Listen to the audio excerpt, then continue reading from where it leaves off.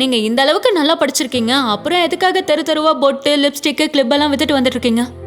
நீங்க என்ன பேசுறீங்க ரச்சனா மேடம்? இந்த மாதிரி 40,000 50,000 சம்பளத்துக்குலாம் என்னால போக முடியாது. நீங்க என்ன நினைச்சிட்டு இருக்கீங்க? இப்ப விகாஷ் பேக்கையும் என் பேக்கையும் சேர்த்தாலே 3-4 லட்சம் ரூபாய்க்கு ப்ராடக்ட்ஸ் எங்க கிட்ட இருக்கு. 10 லட்சம் ரூபாய் ப்ராடக்ட்ஸ் எங்க குடோன்ல இருக்கு. எப்படியும் மாசத்துக்கு 1.5 லட்சம் ரூபாய் கிட்ட நாங்க 2 பேரும் சம்பாரிச்சிருவோம். என்னடா?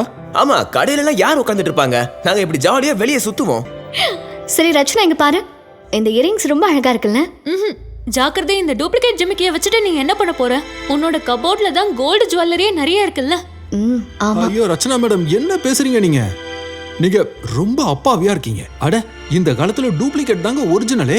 இந்த காலத்துல பெரிய பெரிய ஆளுங்களே டூப்ளிகேட் போட்டு தான் சுத்துறாங்க. ஒரிஜினல் போட்டு போய் எங்கயாவது பறி கொடுக்கறதுக்கா? எங்க பாருங்க, நீங்க ரச்சனா மேடம் சொல்றதெல்லாம் விடுங்க. நீங்க நான் சொல்றதை கேளுங்க. இந்த இயரிங்ஸ் உங்க காதுல எப்படி ஜொலிக்குதுன்னா அப்படியே மேல பாருங்க, பிரகாசமான நட்சத்திரம் மாதிரி. அப்ப திடீர்னு மின்னல் அடிக்கும் பாருங்க, டிடுன்னு. அந்த நேரத்துல உங்கள மாதிரியான தேவதை உள்ள இருந்து வெளியே வருவாங்க. அப்ப வானத்துல இருக்கிற எல்லா நட்சத்திரங்களும் நிலாவும் சேர்ந்து அப்படியே உங்க பின்னாடி வர ஆரம்பிச்சிடும். நீ பேச்சாலே எல்லாரையும் மயக்கிடுவ போல. உன்கிட்ட அந்த திறமை இருக்கு. ஏன்னா இவன் திறமையானவ தானே. சூப்பர் மேடம், நீங்க சரியா சொன்னீங்க.